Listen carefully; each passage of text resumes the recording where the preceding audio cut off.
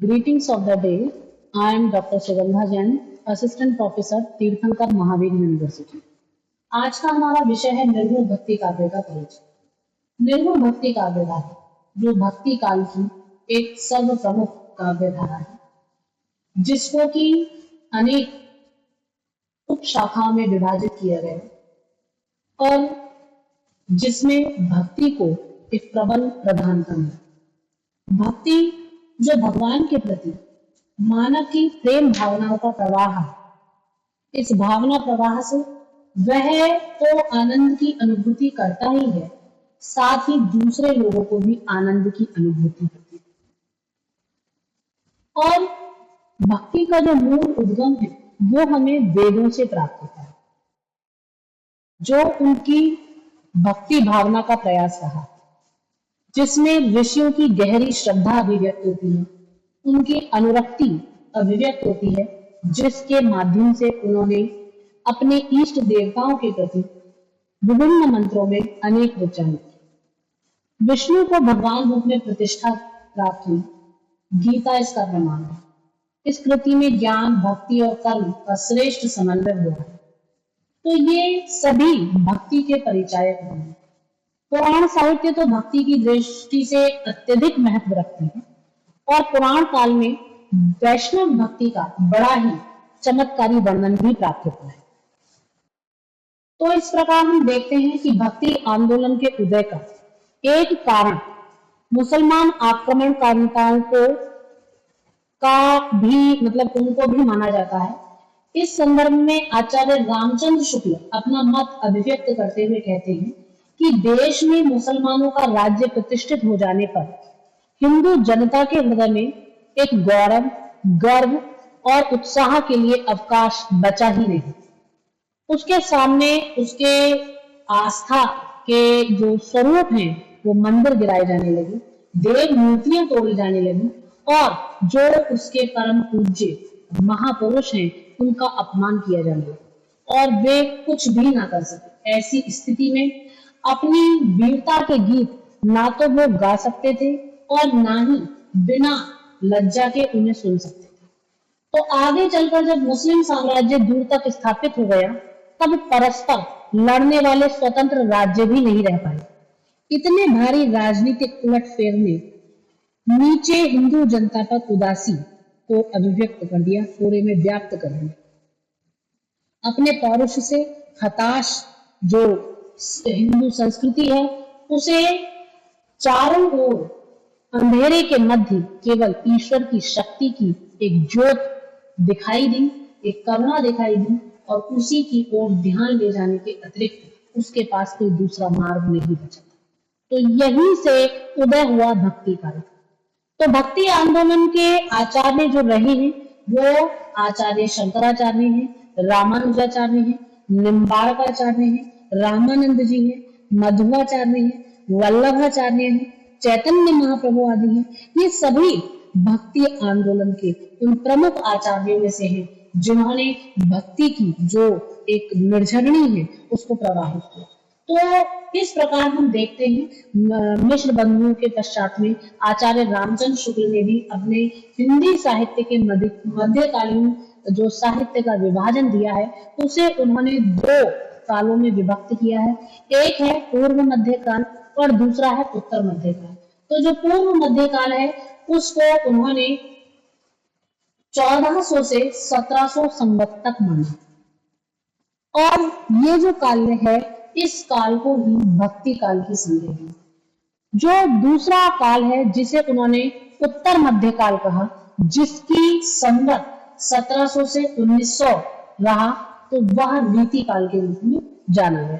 तो जो पूर्व मध्यकाल है वही भक्ति काल के रूप में हिंदी साहित्य जगत में प्रतिष्ठित होता है।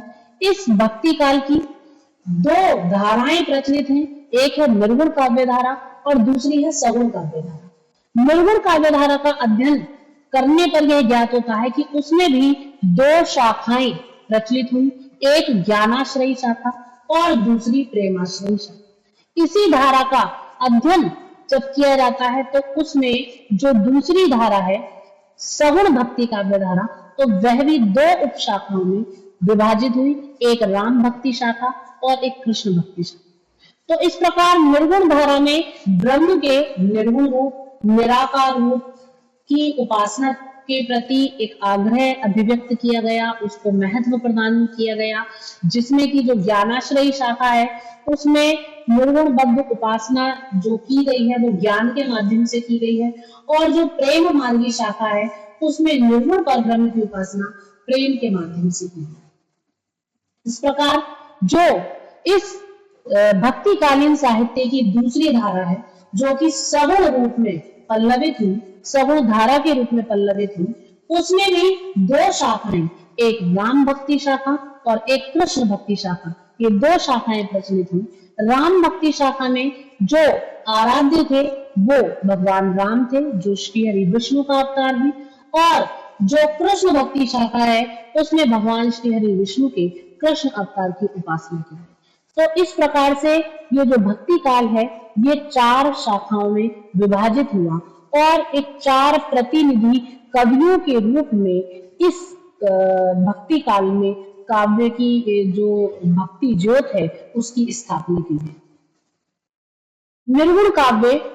निर्गुण काव्य से तात्पर्य भक्ति काल के अंतर्गत विकसित उस धारा से है जो ज्ञानाश्रित होकर सृष्टि के नियामक और सर्वशक्तिमान ईश्वर से समन्वित रही है और सामाजिक जीवन में लोक मंगल की स्थापना करती रही है।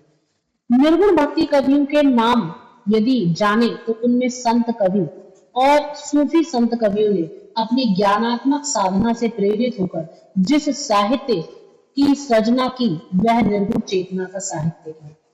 इस साहित्य में गुरु के महत्व, ईश्वर के नाम स्मरण और जो रूढ़ियों का विरोध है उसको विशेष महत्व दिया है।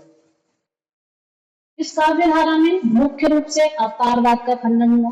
इसमें भी यदि हम पहले संत काव्य धारा पर विचार करें, क्योंकि निर्गुण काव्य धारा में हमारी दो शाखाएं पल्लवित हुई हैं, एक है ज्ञानाश्रयी शाखा जिसमें संत काव्य जो है वो उसको वैशिष्ट्य प्राप्त हुआ है, और एक है प्रेमाश्रयी शाखा जिसमें कि सूफी संत काव्य को वैशिष्ट्य प्राप्त हुआ है। तो यहाँ पर यदि हम जो निर्गुण भक्ति काव्य की संत काव्य धारा है या ज्ञानाश्रयी शाखा है, यदि उसकी बात करें तो उसमें अवतारवाद का खंडन किया। अवतारवाद में जैसे सभी संतों ने राम, कृष्ण आदि अन्य किसी भी रूप में जो ईश्वर के अवतार पर चर्चाएं थी, जो उन पर एक मतलब के धारणाएं प्रचलित थी, तो इन संतों ने उन अवतार लेने को मिथ्या और भ्रामक बताया, बहुदेववाद का खंडन किया। संतों ने ब्रह्मा, विष्णु तथा महेश की इसलिए निंदा की है कि वे मायाग्रस्त उन्होंने उनको समझा है, और इस प्रकार की विचारधारा इस्लाम के एकेश्वरवाद के भी अत्यधिक निकट है तथा शंकराचार्य के अद्वैतवाद के अनुरूप है, और हिंदू मुस्लिम दोनों जातियों में विद्वेष अग्नि को शांत करने में उनकी एकता की स्थापना के लिए इन्होंने एकेश्वरवाद को चुना। और उन्होंने कहा भी एक स्थल पर कि यह सिर नवे न राम को नाही गिरियो पूत, आन देव नहीं परसिए यह तन जायो छूट। तो इस रूप में जो ये संत कवि रहे हैं, इन्होंने अवतारवाद का खंडन किया, इन्होंने जाति पाति के भेदभाव का विरोध किया। जाति पाति का भेदभाव विरोध करते हुए एक स्थल पर कवि कहते हैं कि जाति पाति पूछे नहीं कोई, हरि को भजे सो हरि का होई।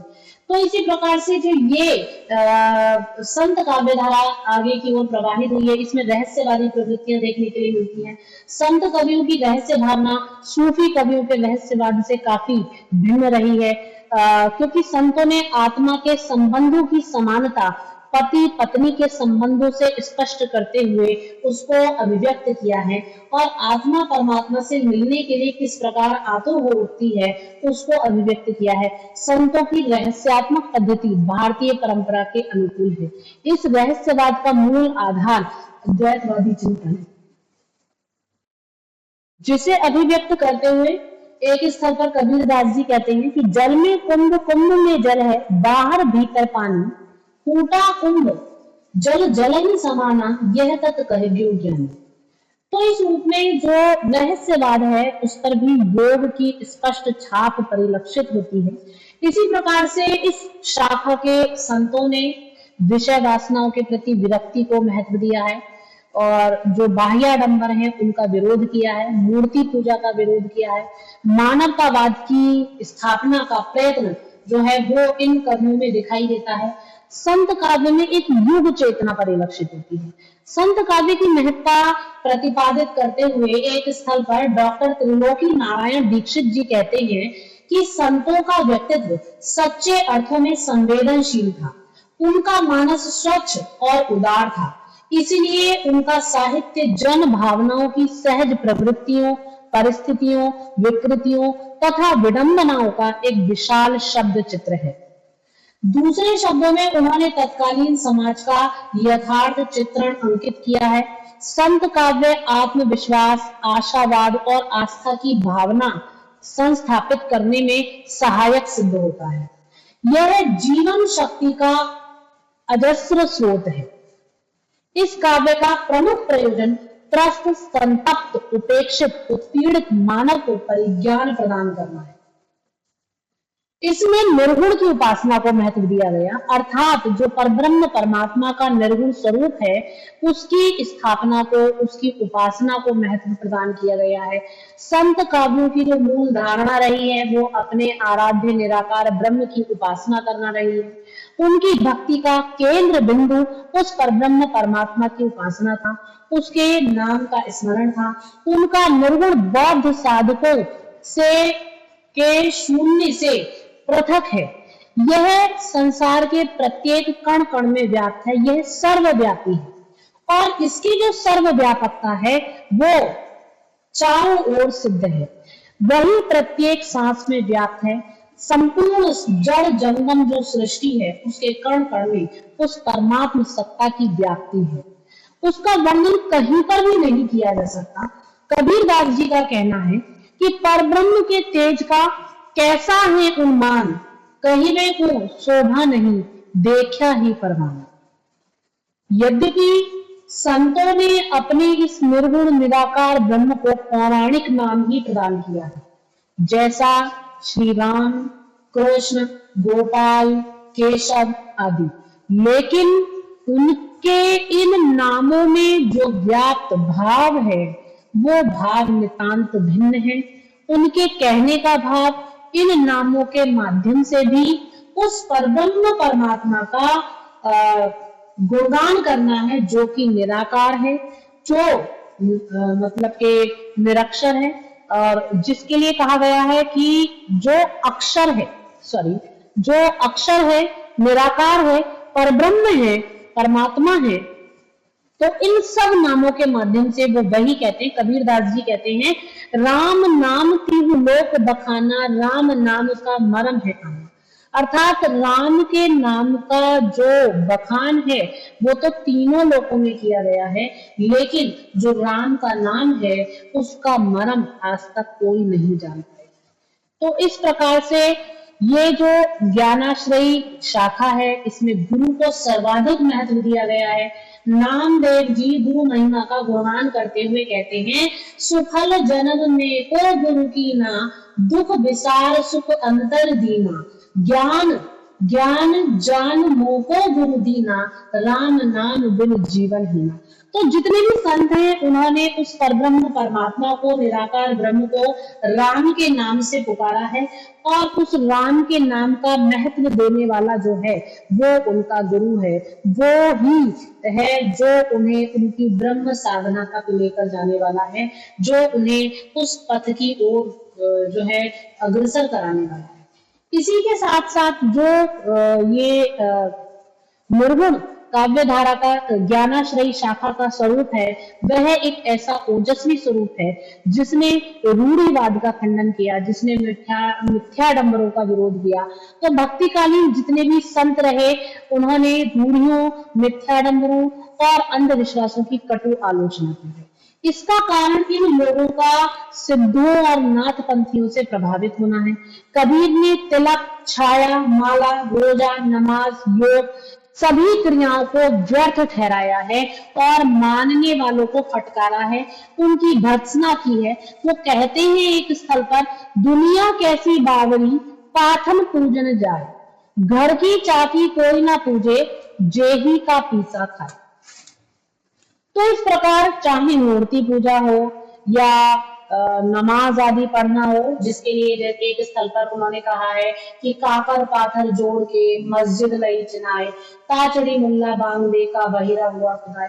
तो वो एक मिडल वाणी में जो बाह्याडंबर है, उन्होंने उनका विरोध किया। उन्होंने किसी भी स्थल पर आस्था को या परब्रह्म परमात्मा के स्वरूप को कहीं पर भी आक्षेपित नहीं किया, बल्कि जो उसके नाम पर जो लोकाचार में जो बाह्य आडंबर फैले हुए थे, जितनी भी कुरीतियां थी, उन सबका उन्होंने विरोध किया है। लेकिन इन संतों के काव्य में जो एक मूल भावना हमें देखने के लिए मिलती है, वो लोक कल्याण की उत्कट भावना है। संतों की साधना में व्यक्तित्व की अपेक्षा सामाजिकता हमें अधिक देखने के लिए मिलती है। नाथ संप्रदाय की साधना व्यक्तिगत और पद्धति शास्त्रीय पर आधारित थी, जबकि संतों की साधना सामाजिक और पद्धति स्वतंत्र है। उन्होंने जन सामान्य में आत्म गौरव की दीप्ति भर दी थी, जिसके कारण उन्होंने प्रत्येक प्रकार के अन्याय अत्याचार का प्रतिरोध करने की शक्ति प्राप्त कर ली थी। तो जो ये ज्ञानाश्रयी शाखा है, इसमें जो हम एक और चीज देखते हैं, भाषा। तो भाषा जो इन संतों ने प्रयुक्त की है, वो जन भाषा प्रयुक्त की है, क्योंकि उनका जो एक उद्देश्य है वो स्वयं की कीर्ति का बखान करना नहीं था, अपनी यश कीर्ति ख्याति की प्राप्ति नहीं था। उनका उद्देश्य अपने ब्रह्म के प्रति अपनी भावनाओं की अभिव्यक्ति था और समाज को एक जो अंधकार व्याप्त था, जो विषमताएं व्याप्त थी, जो एक आक्रोश सबके मन में था और जो उस समय तत्कालीन परिस्थितियों के कारण जो एक वेदना, एक पीड़ा हर एक मानव को चारों ओर से घेरे हुए थी, उस सबसे उस मानव को बाहर निकालना था। तो इसके लिए उन्होंने जो भाषा अपनाई, जिस भाषा के द्वारा वो संपूर्ण जन को अपनी बात समझा सके, तो इसके लिए उन्होंने जो भाषा अपनाई है वो सदुक्कड़ी भाषा है। कबीरदास जी के लिए तो प्रचलित है कि उनकी भाषा सदुक्कड़ी है, पंचमेल खिचड़ी है। इसी प्रकार जो अन्य ज्ञानाश्रयी शाखा के संत कवि हुए हैं, उनकी भाषाओं में भी जो प्रचलित लोक भाषाएं थी, उन भाषाओं के शब्द देखने के लिए मिलते हैं और उनका प्रयोग उन्होंने किया है। क्योंकि एक बात ये भी थी, जितने भी संत थे वो घुमक्कड़ प्रवृत्ति के थे, एक स्थान से दूसरे स्थान पर जाते रहते थे। तो यही कारण था, जहां गए जो अच्छा लगा उसे ग्रहण कर लिया, जो बुरा लगा उसका विरोध कर दिया। तो इस दृष्टि से इन संतों ने समाज के कल्याण की भावना को अपने साहित्य में निहित करने के लिए जो सबसे बड़ा एक माध्यम है भाषा, तो उस भाषा को जन संपर्क की भाषा के रूप में ग्रहण किया है।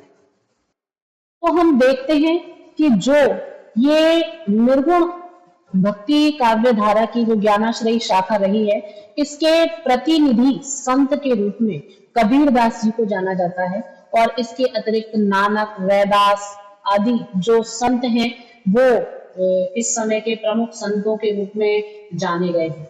इसके बाद अगर हम बात करें तो जो निर्गुण भक्ति काव्य धारा की प्रेमाश्रयी शाखा है, जिसमें जो भी संत हुए हैं वो सूफी संत हुए हैं और उन संतों ने जो भक्ति है, उस भक्ति में ज्ञान की अपेक्षा प्रेम को अधिक महत्व दिया है।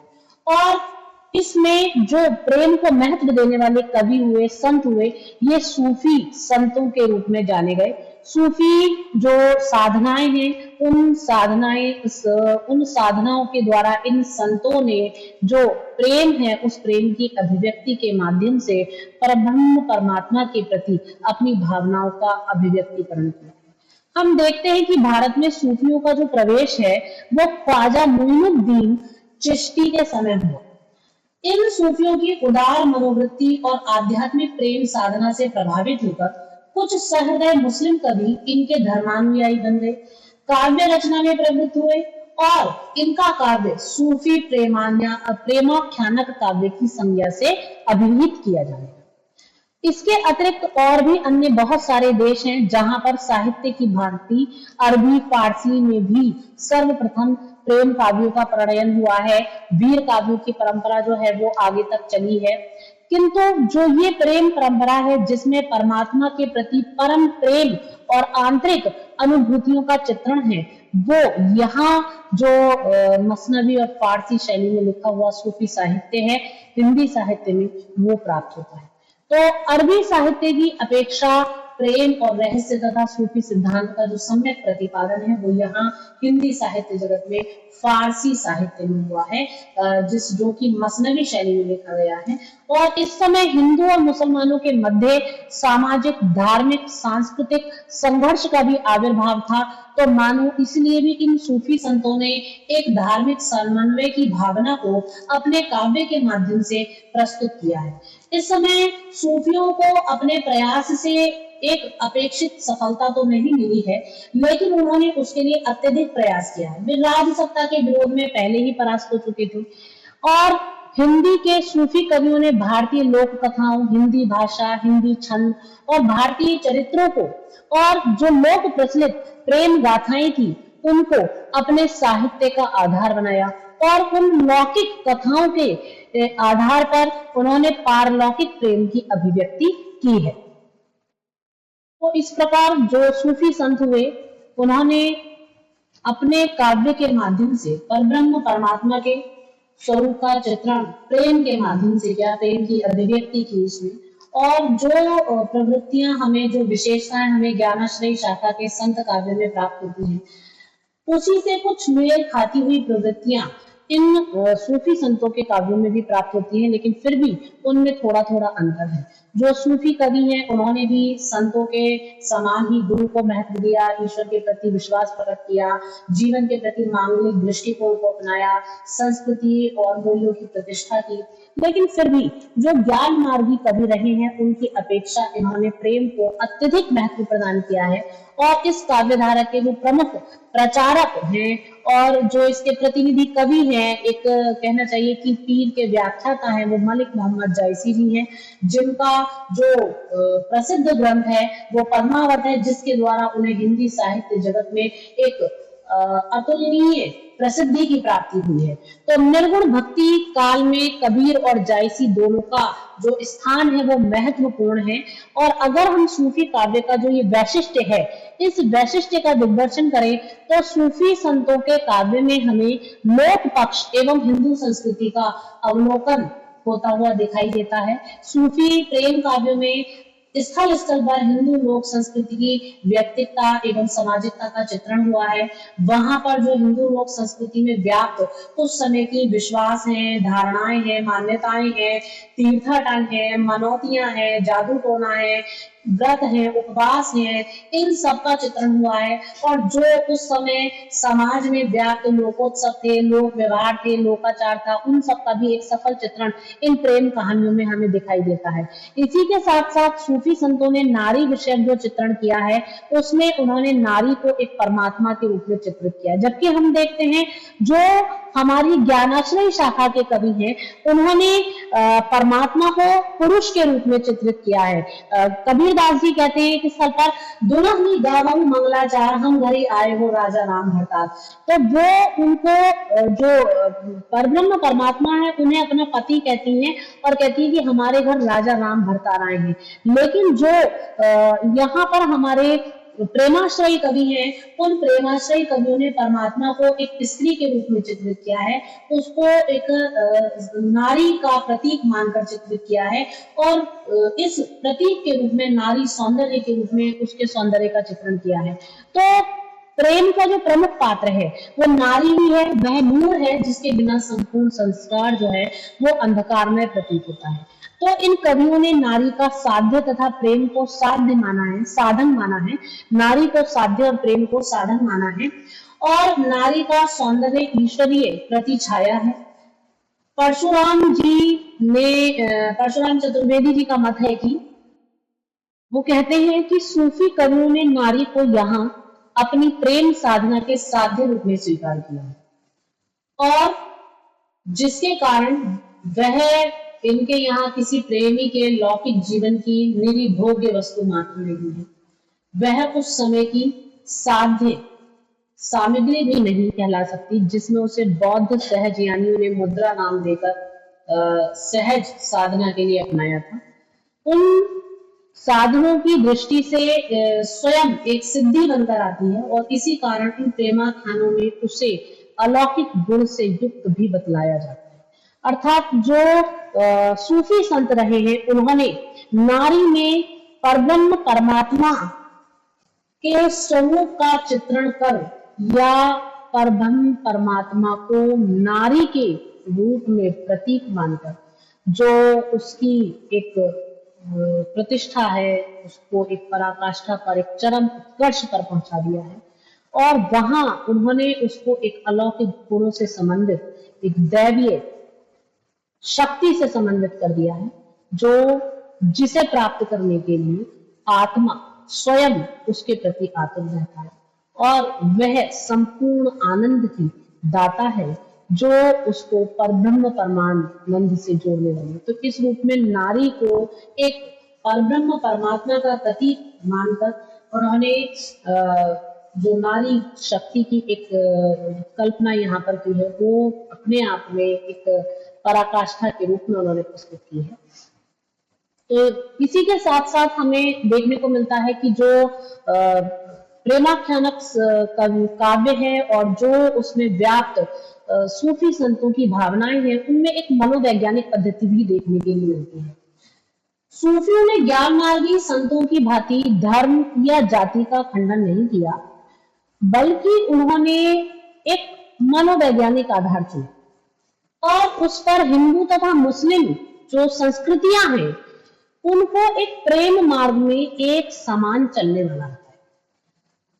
इस विषय में आचार्य रामचंद्र शुक्ल जी कहते हैं कि प्रेम स्वरूप ईश्वर को सामने लाकर सूफी कवियों ने हिंदू और मुसलमान दोनों को मनुष्य के सामान्य रूप में देखा और भेदभाव के दृश्यों को हटाकर पीछे कर।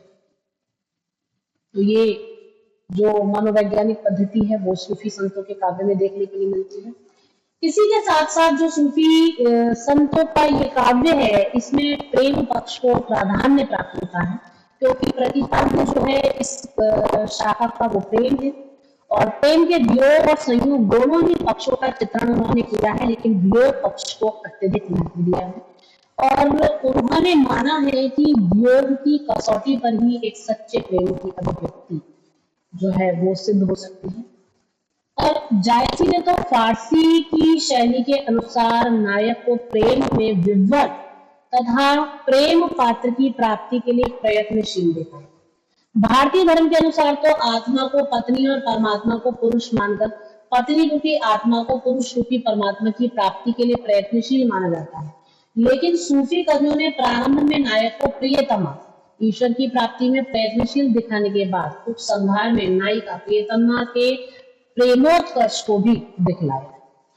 तो इस प्रकार हम देखते हैं कि सूफी संतों का जो काव्य है वो प्रेम की प्रधानता को धारण करने वाला है, उसमें धार्मिक सहिष्णुता भी व्याप्त है। धार्मिक दृष्टिकोण से हिंदुओं के वेदांत दर्शन की व्याप्ति मुसलमानों के सूफी मत में बहुत अधिक सामने रखती है। मौलाना सैयद सुलेमान नदवी सूफी मत को वेदांत से प्रभावित मानते थे। उनका मत था कि इसमें तो कोई संदेह नहीं है कि मुसलमान सूफियों पर भारत में आने के बाद हिंदू वेदांतियों का प्रभाव था। इन दोनों धर्मों के सिद्धांतों ने प्रेम काव्य की रूपरेखा का निर्माण किया। जो प्रेम कथाएं मुसलमान कवियों द्वारा लिखी गई हैं, उनमें धार्मिक संकेत अवश्य हैं, पर जो प्रेम कथाएं हिंदू साहित्यकारों द्वारा लिखी गई हैं, उनमें काव्यत्व और घटना वैचित्र्य की प्रधानता है। तो इससे यह सिद्ध होता है कि हिंदू प्रेम कथाकारों ने मुसलमानों द्वारा चलाई गई प्रेम कथा के आदर्शों का पूर्ण रूप से पालन किया। इसके अतिरिक्त हम देखते हैं कि जो सूफी संत काव्य है उसमें प्रतीक विधान का भी मार्मिक चित्रण है। सूफी कवियों ने अपनी रचनाओं में कुछ शब्दों को सांस्कृतिक रूप में प्रयुक्त किया है जिन्हें प्रतीक विधान के अनुसार विशिष्ट संदर्भ में विशेष अर्थ के लिए वो प्रयुक्त करते हैं। जायसी द्वारा एक स्थल पर पद्मावत में ये प्रयोग दृष्टव्य है कि तन चित उर्मन राउर कीन्हा हिय सिंघल बुद्धि पद्मनि चिन्ह। तो यहाँ पर क्या है कि जो शरीर है वो तो चित्तौड़ है, तन चित उर, मन राउर कीना, मन जो है वो राजा का प्रतीक है। ये सिंघल हृदय सिंघल द्वीप का प्रतीक है। बुद्धि पद्मिनी और बुद्धि पद्मिनी का प्रतीक है, अर्थात पद्मावती का प्रतीक। तो इस प्रकार प्रेमाख्यानकों में प्रतीक विधान जो है वो स्पष्ट रूप से दृष्टव्य है। और संत काव्यधारा धर्माश्रय एवं राजाश्रय से दूर लोकाश्रय में मुक्त रूप में पोषित होने वाली एक परंपरा है, जिसने तत्कालीन काव्य रुचि एवं जनता की अभिलाषा को जनता के समक्ष रोमांचक आख्यानों से भर दिया। निर्गुण काव्य धारा की जो प्रमुख विशेषताएं हैं या प्रवृत्तियां हैं जो इन्हीं सारी चीजों पर आधारित है, वो एक तो है निर्गुण भक्ति का मूल तत्व है। भक्ति का जो मूल तत्व है वो निर्गुण सगुण से परे अनादि अनंत अज्ञान ब्रह्म का नाम जप, ये निर्गुण भक्ति का मूल तत्व है। निर्गुण काव्य धारा के कवियों का प्रमुख विश्वास है कि उस अनंत और अज्ञात जो परब्रह्म परमात्मा है उसके नाम को जपने से ही संपूर्ण जो सांसारिक संशय है और बंधन है उनसे मुक्ति प्राप्त होती है। ये जो भक्ति है यही भक्ति मुक्ति की दाता है। चाहे वो कबीर हो, चाहे वो जायसी हो, चाहे वो नानक हो, रैदास हो, सभी ने अपने काव्य में परब्रह्म परमात्मा के नाम स्मरण को, नाम जप को महत्व प्रदान किया है। और नाम जप से मनुष्य समस्त सांसारिक बाधाओं से, संशयों से छुटकारा प्राप्त कर पवित्र हृदय वाला हो जाता है, पवित्र मन वाला हो जाता है, पवित्र बुद्धि वाला हो जाता है और उस परब्रह्म परमात्मा का साक्षात्कार करने की योग्यता प्राप्त है। जो दूसरी निर्गुण काव्य की विशेषता है वो मानसिक भक्ति की प्रधानता है। संतों ने भक्ति को आडंबर विहीन माना है, उसका संबंध हृदय की पवित्रता से जोड़ा जा सकता है। यही कारण है कि जितना भी मतलब के वैष्णव साहित्य है उसमें नवदा भक्ति का कर्मकांड सम्मत तथा परंपरा समर्थित रूप प्राप्त नहीं होता। सप्तमत की सार्थकता इसमें व्याप्त है। इसमें साधना मार्ग को व्यवहारिक स्वरूप प्रदान किया। निर्गुण भक्ति पद्धति की जो तीसरी विशेषता है वो उसमें व्याप्त मूल तत्व प्रेम है। प्रेम के सहारे कर्म कांड की दुरूहताओं का निराकरण जो है वो इस काव्य में किया गया है। निर्गुण काव्य धारा में कर्म कांड का जो दुरूह पक्ष है उसे प्रेम रस की अनुभूतियों से सरस बनाने का एक अद्भुत एवं अद्वितीय प्रयास जो है वो हमें इस काव्य धारा के कवियों में देखने को नहीं मिलता है। जैसे एक स्थल पर कबीरदास जी कहते हैं कि हरिरस पिया जानिए कबहु न जाए कुमार, मैं मनता घूमत फिरत नाहिन तन की सा। तो इस प्रकार जो निर्गुण भक्ति साहित्य है उसकी चौथी विशेषता है मानव जाति को विश्व धर्म में खड़ा। तो इनका तात्पर्य ये है, इन्होंने क्योंकि समस्त रूढ़ियों का, बाह्याडंबरों का, जाति प्रथा का, वर्ण भेद का, ब्राह्मणवाद का, पुरोहितवाद का, सभी का विरोध किया। तो इन्होंने जाति वर्ण और वर्ग संबंधी जो भेदभाव हैं उन भेदभावों को दूर करते हुए एक मानव संस्कृति को स्थापित करने का प्रयास किया। भक्ति का अधिकारी प्रत्येक व्यक्ति है। साधना के मंदिर में किसी के लिए प्रवेश की निषिद्धि नहीं है और ना ही अनौचित्यपूर्ण है। तो इसी भावना से प्रेरित होकर निर्गुण कवियों ने जाति पाति का भेद जो है उसको समाप्त करने का प्रयास किया है। रूढ़ियों, आडंबरों, मान्यताओं, सड़ी गली प्रथाओं, इन सब का विरोध किया। अगली जो विशेषता है इस काव्य की वो है सहज साधना पर समूचे निर्गुण काव्य का महत्व। तो संतों की जो प्रणाली थी वो भक्ति प्रणाली आनंद और शांति से संयुक्त थी। शुद्ध अंतःकरण की यह स्वाभाविक शक्ति है जहां कृत्रिमता स्वतः विलीन हो जाती है। सहज साधना का यह मार्ग सर्वथा अभिनव और क्रांतिकारी था। उसमें धार्मिक जीवन और दुरूहताओं को सदैव के लिए हटा दिया गया। अगली जो विशेषता है वो गुरु की महत्ता को समूचे निर्गुण काव्य में एक मत से स्वीकार करना है। तो चाहे संत संप्रदाय है या सूफी संत संप्रदाय है, सभी ने हृदय की पावनता पर बल देते हुए गुरु के महत्व को स्वीकार किया है और गुरु को ईश्वर से भी सर्वोपरि माना है और ये कहा है कि जब सदगुरु की कृपा होती है तभी उस परब्रह्म परमात्मा की प्राप्ति होती है। तो इसलिए वो जो गुरु है वो उस ब्रह्म से भी बड़ा है, क्योंकि उस ब्रह्म तक पहुंचाने का जो कार्य है वो भी गुरु ही करता है। क्योंकि आचार्य का महत्व केवल ज्ञानदाता के रूप में स्वीकृत है ना, पर जो गुरु है वो परब्रह्म परमात्मा तक लेकर जाने वाला है। तो सूफियों ने भी, संतों ने भी और समस्त कवियों ने भी, जो भी भक्तिकालीन कवि रहे हैं, सभी ने गुरु के महत्व को एक स्वर से स्वीकार किया। अगली जो विशेषता है वो निर्गुणीय कवि के जो काव्य में जो विशेषता हमें दिखाई देती है वो अगली विशेषता साधन पथ विविध प्रभावों से प्रभावित है और इसमें हठयोग, भारतीय अद्वैतवाद और वैष्णवी अहिंसा भावना को समान रूप से स्वीकार किया गया है। दोनों का अर्थात संतों और सूफियों का ईश्वर जो है वो निराकार परब्रह्म परमात्मा है। अतः इन कवियों ने स्वीकार किया है कि ईश्वर को प्राप्त करने के लिए सभी को समान अधिकार है और उसकी प्राप्ति ज्ञान के माध्यम से, प्रेम के माध्यम से होती है। तो इस रूप में जो निर्गुण साहित्य है वो अपने आप में वैशिष्ट्य से परिपूर्ण है।